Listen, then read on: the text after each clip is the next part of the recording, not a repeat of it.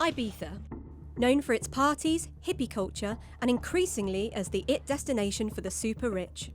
But in the shadow of the luxurious capital lie shanty towns and makeshift camps, filled with workers who can no longer afford the cost of accommodation. Yo no me gusta que vivo aquí en los campamentos aquí, pero alquiler aquí hay muy caro. Yo estoy viviendo ahora en una furgoneta. The island has around 160,000 residents, but it has been welcoming over 3 million tourists each year. And many have had enough. You know, it's a popular island, everyone wants to come to Ibiza, I understand that, but the key workers need a place to live. From beaches closing because of sewage. It was forbidden to swim or to go into the water because of a big sewage pipe that broke and was leaking directly to the sea. To a housing crisis that is pushing local residents out.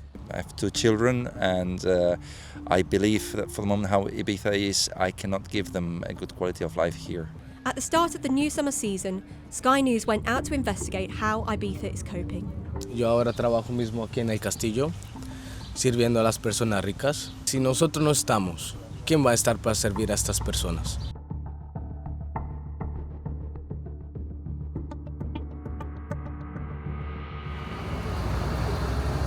This is Sagivaria Camp, one of several shanty towns in Ibiza. Just a mile or so from the island's beautiful old town are dozens of people living in tents, with no electricity, no running water, no waste services. It is the side to Ibiza most do not see. People here are nervous about speaking to us, but Mohammed, from the territory of Western Sahara, agreed to speak to us off camera. He's been working in construction in Ibiza for about 2.5 years and invited us in for tea. Can you tell me a bit about why you come here to work and why you choose to do that and why you have to live here? Yo no me gusta que vivo aquí en los campamentos aquí, pero alquiler aquí hay muy caro. Si yo aquí me pago 1.500 o 1.600 para una habitación y no me voy a pagarlo para mes, que yo gano 1.400 la obra o 1.500, más mejor que vivimos en la calle. Mohammed is just one of an increasing number of local and foreign workers the island relies on, unable to afford space in a bedroom, let alone an apartment or a house. Jacquelina, who is originally from Wolverhampton but moved to Ibiza in the 80s, is now campaigning for an end to over-tourism. She says she is aware of hotel workers, sanitary workers and even police officers living in camps in recent years. The accommodation situation on the island is so bad. It's completely unaffordable for normal people on a normal wage to be able to pay. Now at the moment today it's not too hot. We've got about 26 degrees. In the summer we get up to 40 degrees with nearly 100% humidity. So you can imagine what it's like for these people living around here in the summer full of mosquitoes. She takes us to another camp just a few miles away, where people are living in cars, caravans and vans. Here we meet Charlie from Seville, who cleans the streets overnight and is a children's entertainer in the mornings. I live in here because the house in here are really expensive for rent and I don't want to pay that money. Victor works in hospitality and his daughter was born in Ibiza. Yo estoy viviendo ahora en una furgoneta porque yo termino tarde de trabajar. Tengo una caravana, ahí donde está mi esposa y mi hija. Y la situación la verdad que es un poco complicada porque hubiéramos querido estar en un piso por el bien de mi hija y estar tranquilos y no en esta situación, ¿sabes? Pero esta es la única opción que podemos recurrir. Aquí casi todos son trabajadores, no es gente mala, no es gente callejera, ¿sabes? This is one of the things several people we spoke to in the camps were keen to stress. It's kind of one of the first things that they bring up, is that they want you to know that they're not involved in crime, they're not involved in drugs, and it's clear that they're worried that that's the way they might be perceived. Jacquelina's son Rafael was born and raised in Ibiza and became a police officer here. But he no longer lives on the island, choosing in 2023 to move to mainland Spain with his family because of the spiralling cost of living. The quality of life has dropped dramatically for residents, especially.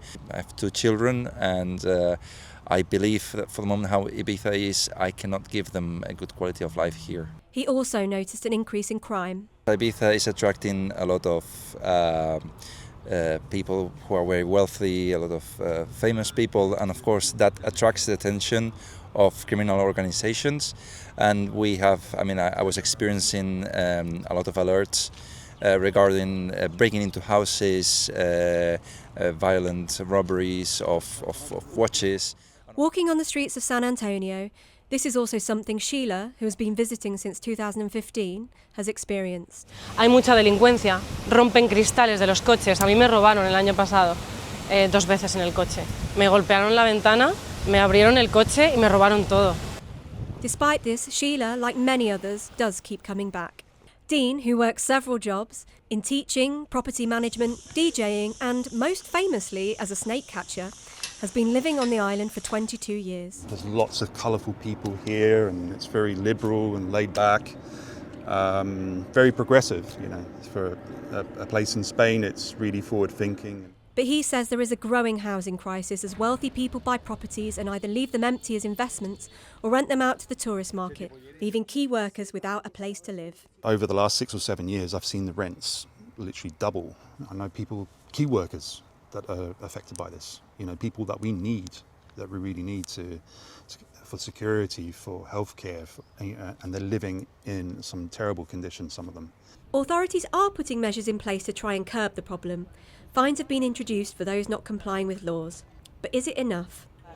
We've spoken to Ibizan residents, people who have lived here all their lives, who didn't want to be on camera, but have told us about living conditions, having to live with their parents, their grandparents, children even, all in the same house or apartment, because they simply can't afford to move out. Jane, an English teacher in a language school who has lived on the island for 15 years, was told to leave her apartment at short notice by her landlord. She has been staying with a friend while she finishes the term. So I've been running around, almost begging and feeling really humiliated, asking everybody I've ever known on the island if they can help me out.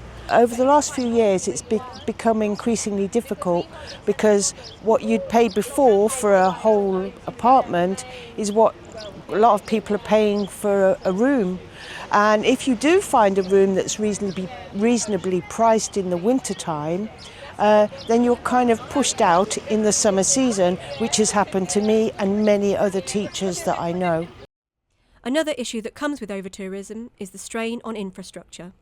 Hi Elisa, how are you? I'm Gemma. At a beach not far from the famous party resort of San Antonio, I meet Elisa from Ibiza Preservation, a non-profit foundation dedicated to conservation. I used to come to this beach when I was pretty little. So why are we here?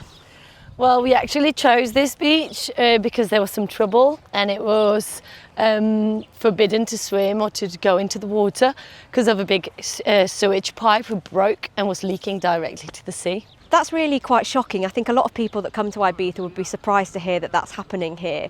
Can you tell me a bit more about it? And one of the main reasons is that overmass tourism really collapses the infrastructures. As an example, in 2023 we had 21 episodes of beaches having to be closed up in different parts of the island due to pollution of microbiological damaging effects, which means throwing wastewaters directly to the sea. She explains how the quality of Ibiza's bathing water has fallen steadily and significantly since 2010. We do have one system, which is the NIADE for the Ministry of Health, and they do analyse the water every week, every 2 weeks on different beaches. That goes from 2010. There were 41 sampled beaches and they were all excellent, and nowadays we have 21 in excellent value, so that means a 50% decrease.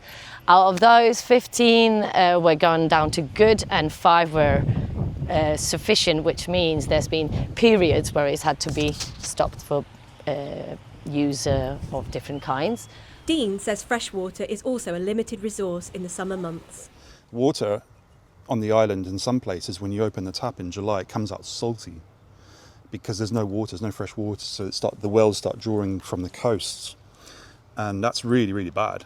In Ibiza town, we meet an anonymous British DJ and author who has been working in and out of Ibiza for decades. So Ibiza's a microcosm because it's a tiny state. It's very wealthy, it's quite powerful in its own way. There's a lot of money here, and it experiences the same problems somewhere like London or New York does, but it experiences them more intensely. Despite the pressures, for years the island has embraced its visitors. It's always been invaded, right to this day. It's still invaded by tourists, and that's made the locals phenomenally tolerant and welcoming. They put up with all kinds of dreadful behaviour and have done for generations.